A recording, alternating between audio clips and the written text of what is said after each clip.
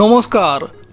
অধীর রঞ্জন চৌধুরী আসলে কি করতে চলেছেন এবার সেই বিষয়ে একেবারে নিজের অবস্থান স্পষ্ট করা উচিত।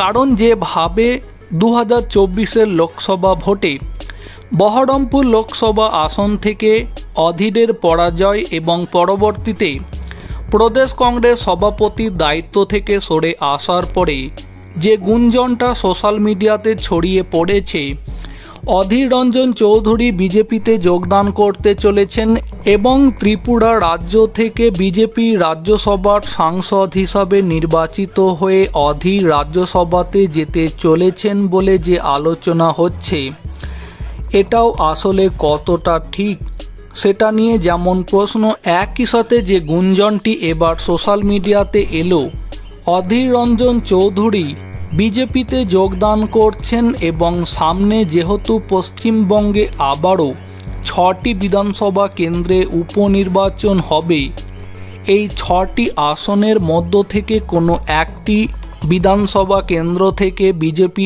অধীর রঞ্জন চৌধুরীকে প্রার্থী করে সেই আসন থেকে অধীর রঞ্জন চৌধুরীকে জিতিয়ে আনার মাধ্যমে পশ্চিমবঙ্গ বিধানসভাতে বিজেপি অধীরকে নিয়ে যেতে চাইছে বলে এবার এই খবরটি সামনে আসছে। জানা নেই এই খবরেরই বা সত্যতা কতটা।